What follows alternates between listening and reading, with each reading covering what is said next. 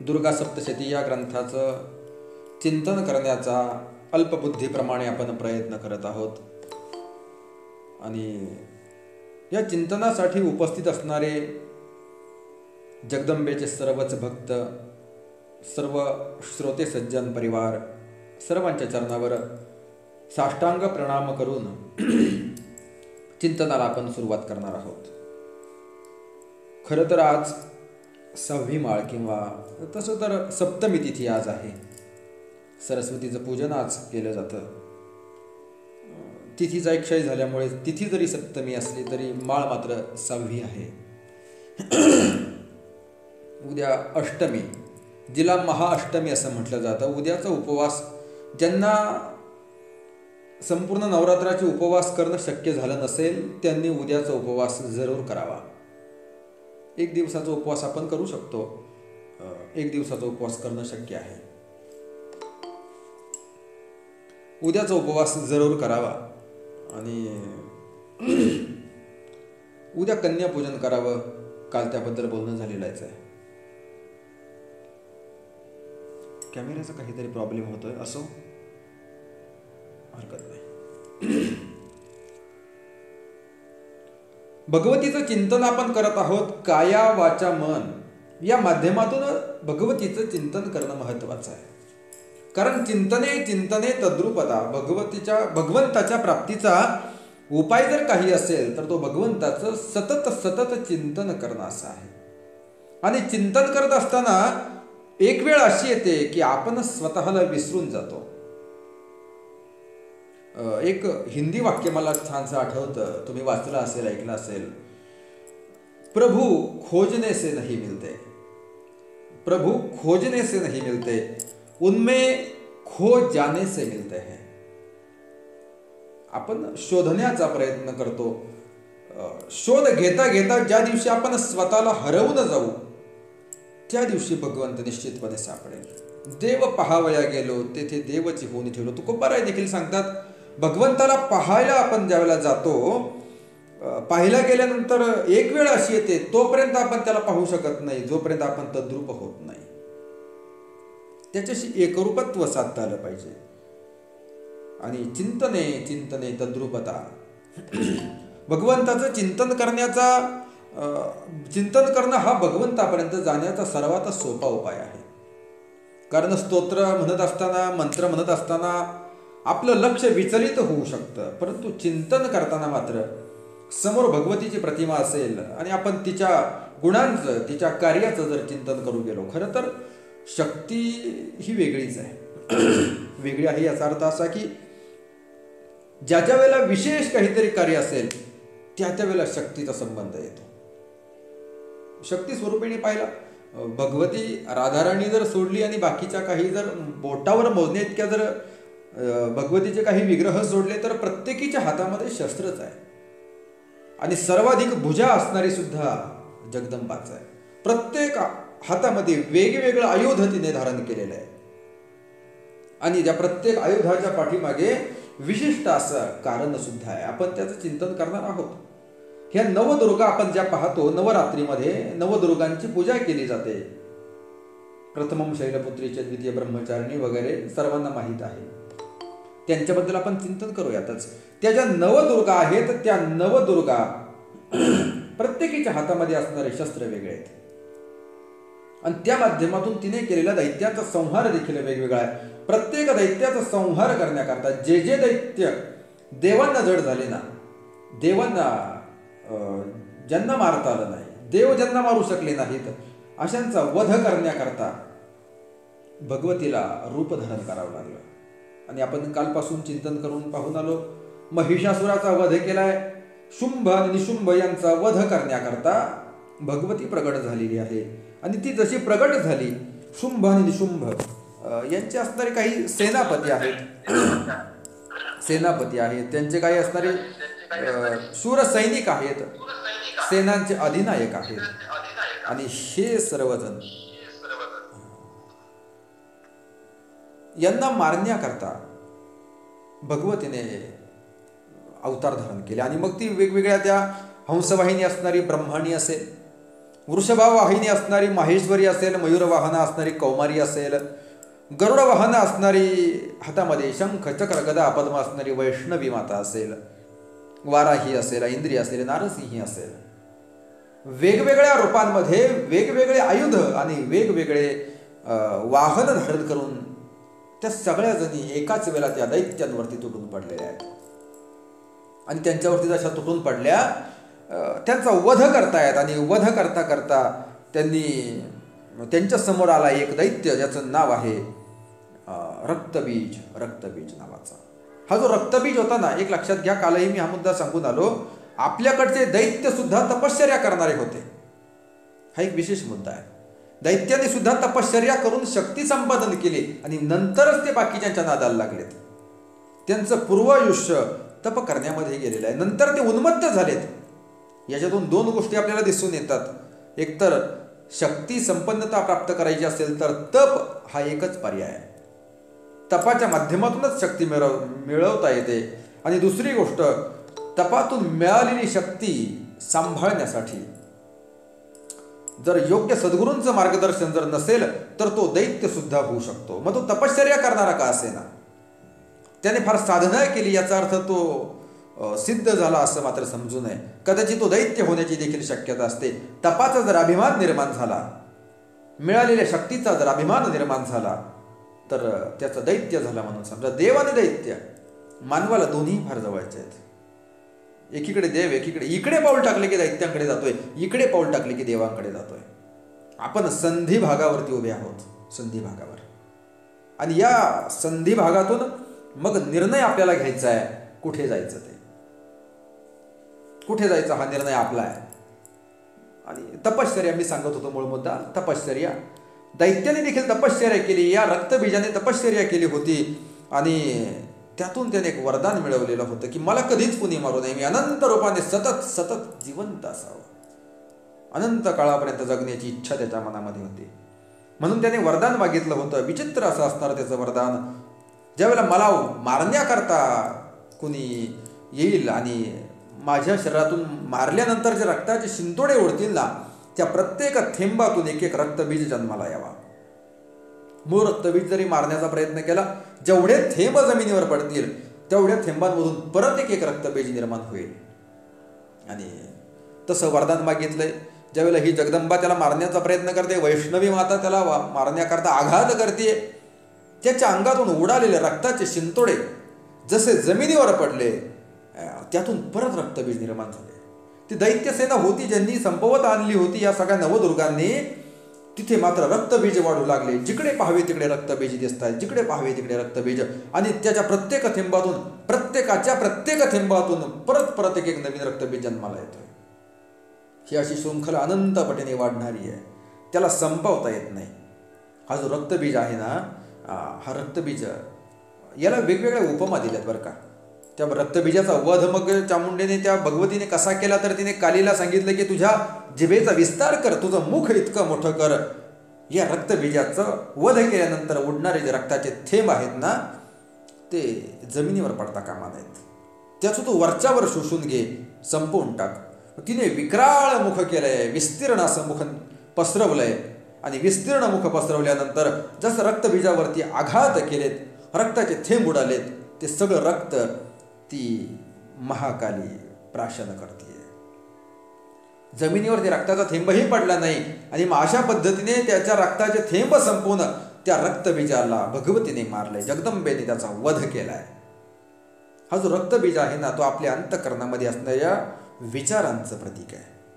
विचारांना एकदा पार्श्वभूमी जर मिळाली ना, असं म्हणतात की विज्ञान असं सांगतं किंवा तुम्हाला माहिती असेल की दिवसभरामध्ये माणसाच्या मनामध्ये 60 ते 70 हजार विचार येतात. कदाचित जास्तही संख्या असेल. प्रत्येक क्षणाला विचारांची ही शृंखला चालूच आहे. आपल्या अंतःकरणामध्ये देखील रक्तबीज नावाचा, रक्त हेच ज्याचं बीज आहे असं असणारा रक्तबीज. ह्या रक्तबीजाचं वरदान आहे. थेंब पडला की त्याच्यातून परत जसा एक एक विचार आपल्या मनामध्ये प्रत्येक क्षणाला उमटत असतो. आणि उमटलेला, आता गंमत पहा, उमटलेला विचार त्याला जर पार्श्वभूमी मिळाली ना, जमिनीवर पडला की त्याच्यातून परत एक रक्तबीज निर्माण होतोय. आपल्या मनामध्ये निर्माण झालेले जे विचार आहेत ना, हे विचार त्याला एकदा आधार मिळण्याचा उशीर, आधार जमिनीचा आधार आहे ना, आधार मिळण्याचा उशीर लगेचच तो अंकुरित होतोय. त्याच्यापासून परत एक विचार निर्माण होतो. तो विचार वाढीस लागतो. मनामध्ये येणाऱ्या विचारांकडे दुर्लक्ष करता यायला हवं, संपवून टाकायला हवं. मग त्याच्याकरता जर काही असेल तर जगदंबेच्या मुखाने तिने मुख व्यापक केलंय, त्याचं खाली रक्ताचा थेंबही रक्ताचा खाली पडू दिला नाही. मग आपल्या विचारांना पार्श्वभूमी आपण द्यायची नाही, त्याला आधार द्यायचा नाही. जे काही असेल ते भगवतीला समर्पित करायचंय, भगवंताला समर्पित करायचं. चांगले असतील वाईट असतील विचार, विचार चांगलेच असायला हवेत असं काही नाही. वाईटही विचार, खरं तर चांगले विचार फार थोडे येतात, वाईट विचारांचा भरणा जास्त असतो. अर्थात ही मनोवृत्ती प्रत्येकाची वेगळी आहे. सामान्य माणसाच्या मनामध्ये चांगले दोन्हीही वाईट दोन्हीही विचार सतत सतत चालू असतात. चांगले विचार करायला गेलं की जास्त वाईट विचार सुचतात, आणि वाईट विचारांमध्ये असले की मग चांगल्या विचारांकडे मन सोडलं जातं. चांगल्या माणसालाही वाईट विचार येतात ना, नाही कोण म्हणतात, येतात, येणारच.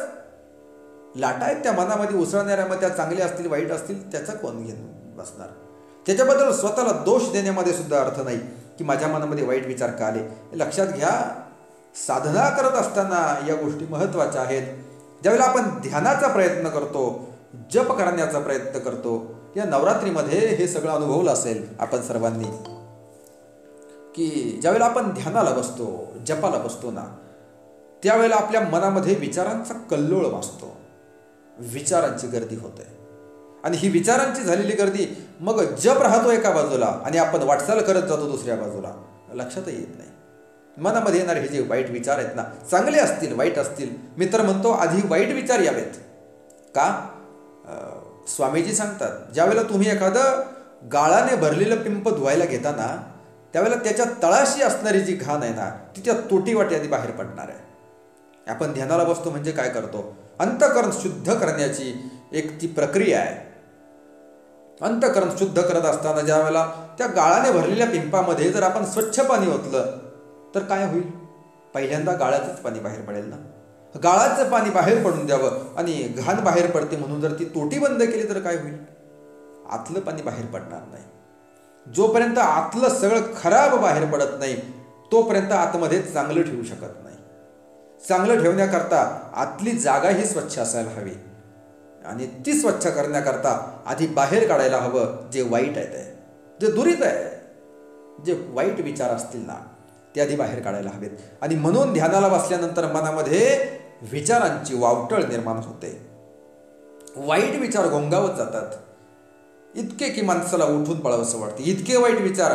कदाचित माणूस विचार करतो, अरे इतके वाईट विचार माझ्या मनामध्ये कधीच आले नव्हते आणि आत्ता कसे येत आहेत? बरं, मी ध्यानाला बसलोय, जगदंबेच्या समोर बसलोय, पण लक्षात घ्या तिच्याच समोर सगळं प्रगट करायचंय, कारण प्रत्येकाची अधिष्ठात्री देवता तीच आहे. चांगल्याची ही असेल वाईटाची तीच आहे, सगळ्याला आधार तीच आहे. आधार, अगदी आधाराचाही आधार तीच आहे. त्या दिवशी मी सांगून आलो, संपूर्ण विश्वाचा असणारा आधार म्हणजे भगवान श्यामसुंदर आहेत. आणि त्या आधाराचाही आधार, आधाराचाही आधार जर आपण पाहायला गेलो ना तर आधार आधार आधार आधार आधार आधार आधार आधार आधार आधार आधाराचाही आधार म्हणजे भगवती राधा राणी आहे, ती जगदंबा आहे. प्रत्येकाचा आधार तीच आहे. मनामध्ये वाईट विचार येऊ द्यात, चांगले विचार येऊ द्यात, त्याला पार्श्वभूमी देऊ नका, त्याला आधार देऊ नका.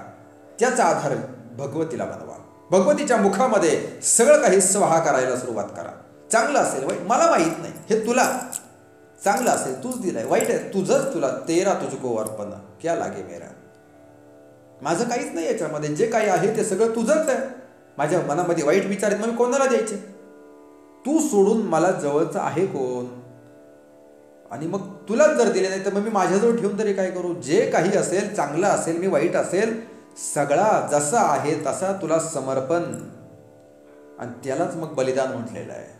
जगदंबेला आपण बलिदान देतो ना, जीवत्वाचं बलिदान तिला द्यावं लागतं. ज्ञानेश्वरीमध्ये एक ओवी येऊन जाते, प्राणशक्तीच्या मुंडे प्रहारोनी संकल्प मेंढे मनो महेशाचे मुंडे दिधली बळी. 12व्या अध्यायामध्ये ही ओवी येते. याच्याबद्दल आपण चिंतन पुढे करू, पण मला सांगायचंय मूळ मुद्दा बाजूला जाऊ नये म्हणून सांगतो की मनामध्ये येणारे जे चांगले विचार असतील, वाईट विचार असतील, त्यांना वाहू द्या, वाहू द्या. फक्त त्यांना आधार देऊ नका. हे जे रक्तबीज आहे ना, याला आधार मिळाला की तो वाढलाच. परत त्याच्यातून तसाच रक्तबीज एक एक विचार, तुम्हाला सांगू, एक विचार एक जन्माला कारणीभूत पड असतो. ही संकल्पना तुम्हाला पटेल किंवा नाही मला माहीत नाही, पण महात्म्यांच्या मुखातून मी श्रवण केलंय. जर एक इच्छा जर अपुरी राहिली ना माणसाची, एक इच्छा, तर तिच्याकरता परत जन्माला यावं लागतं. तिच्याकरता परत जन्माला येत नाही. ती इच्छा पूर्ण झाल्याशिवाय त्याला गती नाही. मनामध्ये राहिलेली सुप्त वासना जन्म घेणे लागे वासनेच्या संगे. वासनेच्या संघामुळे जन्म, एक वासना जरी शिल्लक राहिली ना तरी देखील तिच्याकरता जन्माला यावं लागतं. एक थेंब जरी खाली पडला ना, परत संपूर्ण रक्तबीज तयार होतो. परत तो देह आपल्याला धारण करावा लागतो. मग त्याच्यामध्ये परत शक्यता असते अनेक विचारांचे थेंब पडण्याची, अनेक भावना निर्माण होण्याची. मग त्यातून विचार करा, एका विचारातून जर एक जन्म असेल तर एका दिवसामध्ये आपल्याला जर 70,000 विचार सुचत असतील तर मग आपल्याला किती जन्म? 184 तर काहीच नाही. करोडो जन्म. रक्तबीजाची गणती कुणी करावी हो? आपल्याला करणं शक्य आहे का? एका रक्तातून एक रक्तबीज, त्याच्या रक्तातून परत रक्तबीज करता करता एवढे की त्यांची गणती होऊ शकत नाही असे असणारे रक्तबीज आणि अशी असणारी आपल्या मनातील अवस्था आहे. आपल्या मनामध्ये असणारे विचारांचं हे थैमान आहे. जगदंबाच याला संपवू शकते. तिला प्रार्थना करायची, हे भगवती, माझ्या मनामध्ये विचारांचा संघर्ष तर सतत चालूच आहे. एखादा विचार जरी खाली जमिनीवर पडला, त्याला जर आधार मिळाला, माझ्या मनाने जर त्याचा ठाव घेतला, मला हे करायचं आहे आणि तोच रक्तबीज म्हणून परत मला त्याच्याकरता जन्माला यावं लागेल. पण तसं होता कामा नये.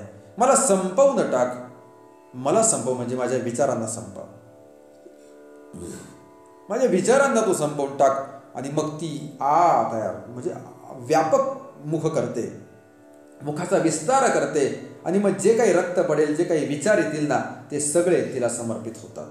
आणि मग रक्तबीजाचा वध अशा प्रकाराने जगदंबेने केलाय. रक्तबीजाचा वध झाल्यानंतर 8वा अध्याय या ठिकाणी जसा संपला, 9वा अध्याय पुढे सुरू होतोय. निशुंभाचा वध 9व्या अध्यायामध्ये सांगितलाय. 9व्या अध्यायामध्ये निशुंभ नावाच्या राक्षसाचा वध सांगितलाय. रक्तबीजाचा वध ऐकून त्या शुंभ आणि निशुंभाला राग आला. निशुंभ निघालाय हातामध्ये सैन्य घेऊन आक्रमण करण्याकरता त्या भगवतीवर, त्या जगदंबेवर आक्रमण करण्याकरता निघालाय. त्या निशुंभाने त्या सिंहावरती हल्ला केला. भगवतीच्या सिंहावरती आरूढ आहे, त्याच्यावरती हल्ला केलाय. भगवतीने त्याच्या हातामध्ये असणारी तलवार आणि ढाल तोडून टाकली. त्याच्यासोबत युद्ध करते, शक्तीने, महाशक्तीने त्याच्यावरती आघात करते. हातामध्ये शूल घेतलाय, चक्र घेतलंय, त्या माध्यमातून त्याला मारण्याचा प्रयत्न करते. मारतीये, गदा फेकली त्याने, अशी गोलगोल हातामध्ये गदा घेऊन गरगर फिरवली, भगवतीवरती सोडली. भगवतीने त्रिशूलाने त्याचे तुकडे केलेले आहेत आणि फारसा घेऊन त्याला बांधण्याचा प्रयत्न केलाय. त्याला बाणाने घायाळ केलंय.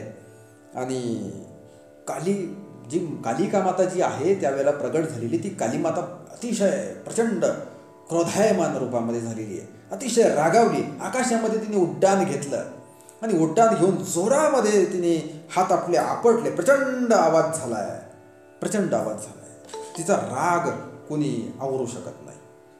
रागाला कंट्रोल करणं, तिला राग आकळणं, तिच्या रागाला आवरणं अशक्य झालेलं आहे. अशी असणारी भगवती.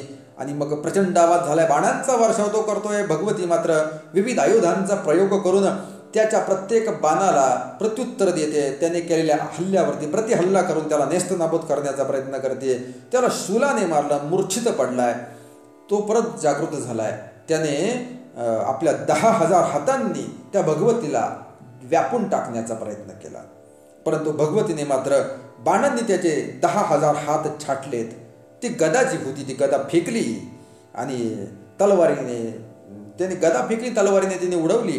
त्याच्या छातीमध्ये शूल जोराचा खुपसलाय आणि निशुंभाचा अशा पद्धतीने तिने वध केलाय. आवाज येतोय ना?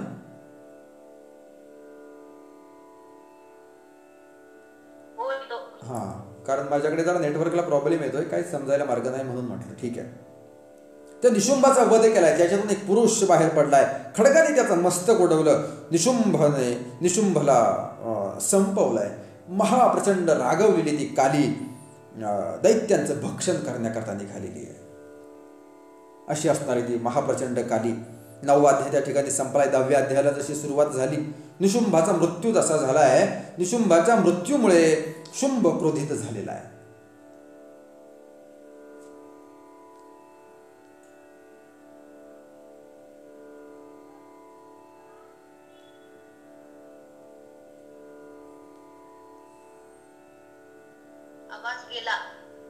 हा, आता येतोय का? हां, मोबाईल हँग झाला, असू द्यात. आवाज येतोय, भरपूर झाला. मोबाईलचे बाकीचे फंक्शन बंद झालेत सगळे, काही समजायला मार्ग नाही, असू द्यात. 10वा अध्याय सुरुवात झालाय. शुंभाचा वध या 10 अध्यायामध्ये सांगितलाय. निशुंभाला मारल्यानंतर शुंभ क्रोधित झालाय आणि भगवतीच्या समोर तो गेलाय. हातामध्ये शस्त्र घेऊन शुंभ निशुंभ हे 2 राक्षस आहेत ना, महाप्रचंड बलाढ्य असणारे हे दोघे जण.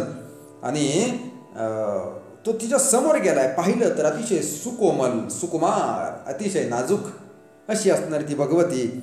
आणि त्याने सांगितलं, त्याने पाहिलं, इतकी सुंदर, इतकी कोमल, एकाच वेळेला एवढी प्रचंड शक्तिमान कशी असू शकते, त्याला प्रश्न पडलाय. त्याने पाहिलं आणि तो म्हणतो, हे मानिनी, तू माझी होतेस का? त्याने तिला आव्हान केलंय, तू माझी हो, मी तुला सगळं काही देईल. महाप्रचंड बलाढ्य असणारा शुंभ तुला मागणी घालतोय. भगवती रागावली. त्याने विचार केला, दिसायला तर अतिशय सुकुमार दिसते आणि पाहायला गेलं तर एवढ्या शक्तीच्या ठिकाणी एवढ्या राक्षसांचा वध करते, नेमकं काय? मग त्याने तिला विचारलं, तू इतर शक्तींचा आधार घेतेस, इतर स्त्रियांचा तू आधार घेतेस का? ह्या बाकीच्या ज्या आहेत, ब्रह्मणी असेल, माहेश्वरी असेल, कौमारी असेल, यांचा आधार घेऊन तू लढतेस? तिने सांगितलं, अरे मूर्खा, ती सगळी माझीच रूप आहेत. तुला काय वाटलं? त्या वेगवेगळ्या स्त्रिया आहेत, त्या वेगवेगळ्या शक्ती आहेत, त्या सगळ्या शक्ती माझ्याच आहेत, पाहिजे तुला? असं म्हणून तिने ते सगळे रूप आवर्ते घेतले आणि ते सगळे जण जे आहेत ना, ते त्या जगदंबेमध्ये सर्व रूप विलीन झालेत. सगळे रूप तिच्यामध्ये विलीन झालेत. आणि मग ती एकटीच युद्ध करते त्या शुंभासोबत. आणि एकटीच युद्धाला सुरुवात झाली. आणि देवीने शेकडो अस्त्र त्याच्यावरती योजलेले आहेत बरं का. भगवती एवढ्या अस्त्रांचा प्रयोग करते, पण शुंभ सुद्धा, एक लक्षात घ्या, भगवतीच्या शक्तीपुढे देखील शुंभ तेवढाच बलाढ्य ताकदीने उभा आहे. याचा अर्थ निश्चितपणे तो देखील तेवढाच ताकदवान असला पाहिजे. महाबलाढ्य शक्तिमान असणारा तो शुंभ, जेवढ्या काही शस्त्रांचा, शेकडो अस्त्रांना त्या शुंभाने निवारण केलंय. आणि शुंभाने जे काही अस्त्रांचा प्रयोग केलाय ना, तर त्या शुंभाचे अस्त्र भगवतीने हुंकार शब्दाने उडवून लावलेले आहेत.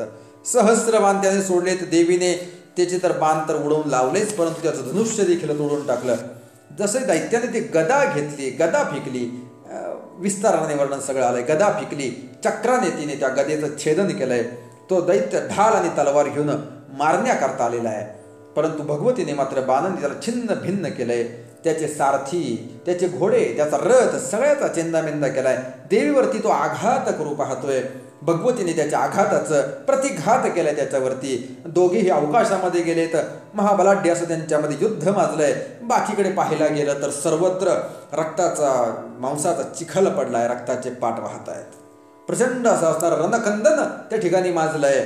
भगवती अतिशय प्रचंड रागाने, क्रोधायमान होऊन त्याच्यावरती आघात करतेय. आणि शुंभ देखील तेवढ्याच ताकदीने तिच्याशी लढतोय. आणि मग भगवतीने एक वेळ अशी आली, भगवतीने त्याला जोराचा आघात केला, त्याला खाली पाडलं, त्याच्या छातीमध्ये त्रिशूळ खुपसला आणि त्या दैत्याला तिने ठार केलेलं आहे. दैत्याला जसं ठार केलं, सगळ्या देवदेवता आनंदित झाल्यात. आणि देवदेवता जसे आनंदित झाल्यात, सगळ्यांनी तिची स्तुती करण्याकरता सुरुवात केली आहे. हा जो शुंभ आणि निशुंभ आहे ना, हा शुंभ निशुंभ महाबलाढ्य आहे. याच्या सोबत असणारे जे सैनिक आहेत, जे सेनापती आहेत, त्यांची नावं जर पाहायला गेलं तर आपण सगळे रक्तबीज पाहून आलो, त्याचे असणारे चंडमुंड पाहून आलो. या चंडमुंडांचं वध जो केलाय ना चामुंडेने, तर या चामुंडेने या चंडमुंडांचा वध केलाय तो अष्टमी आणि नवमी या तिथीच्या संधी भागावरती वध केलेला आहे. अष्टमी आणि नवमीच्या, उद्या अष्टमी तिथी आहे. विशेषत्वाने सांगायचा मुद्दा असा, 24 मिनिटाची एक घडी असते, घटिका आपण जिला म्हणतो. पूर्वीच्या काळामध्ये वापरला जाणारा हा शब्द आहे घटिका. घटिका ही 24 मिनिटाची असते. 2 घटिकांमध्ये भगवतीने अष्टमी आणि नवमीच्या संधी भागावर त्या चंडमुंडाचा चामुंडेने वध केलेला आहे. अशी असणारी ही चामुंडा, त्या चामुंडेने त्यावेळेला आणि म्हणून त्या वेळेमध्ये केली जाणारी उपासना विशेष फलदायी असते. अष्टमी आणि नवमी तिथीच्या संधी भागावरती जे 24 मिनिटं मागच्या आणि पुढच्या असतात त्याला संधिभाग असं म्हणतात. एक घटका ही तिथी, एक घटका ती तिथी, त्या दोन्हींचा संधिकाळ आपण ज्याला म्हणतो, अशी असणारी ती संधी त्यावेळेला भगवतीची उपासना करावी. त्यावेळेला केलेली भगवतीची उपासना निश्चितपणे फलदायी होते, विशेषत्वाने फलदायी होते, कारण त्याच वेळेस भगवतीने चंडमुंडांचा वध केला आहे. हे चंडमुंड मारलेत. शुंभ आणि निशुंभ जे आहेत ना, शुंभ आणि निशुंभ सतत एकमेकांच्या सोबत राहणारे, ज्याला अहंता आणि ममता असं म्हटलं जातं. अहंता आली की ममता येतेच. शुंभ जिथं आहे तिथं निशुंभ येतोच, निशुंभ जिथं आहे तिथं शुंभ येतोच. शुंभ जो आहे तो अहंतेचा प्रतीक आहे, अहंतेचा. आणि अहंता ममता याबद्दल आपण अनेकदा चिंतन करून आलो.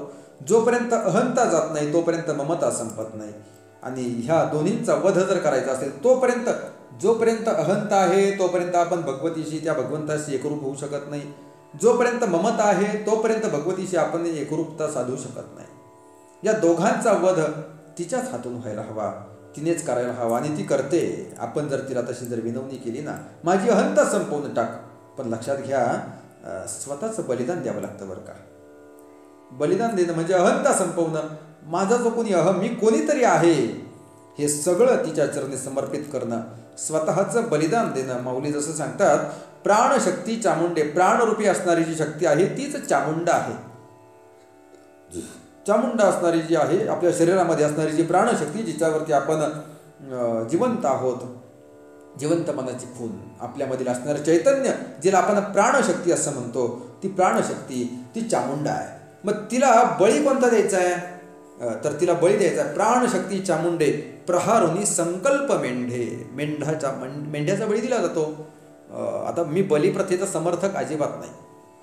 बली देणं न देणं हा प्रत्येकाचा वैयक्तिक विषय आहे, त्याच्याबद्दल मी काहीच बोलू इच्छित नाही. पण मला सांगायचं आहे, त्या प्राणशक्ती चामुंडेला त्या महिषाचा किंवा त्या मेंढ्याचा बळी दिला जातो. मेंढा जो असतो ना, मेंढा जरा विचित्र असतो बरं का. मेंढा तुम्हाला माहिती असेल, मेंढी, तर त्या मेंढ्याचा बळी दिला जातो. आणि मेंढ्याचा बळी देण्याच्या मागे सुद्धा काही विशेष कारणं आहेत. त्याचाच बळी का दिला जातो त्याच्या मागचं कारण तुम्हाला मी सांगून जातो 1 मिनिटात.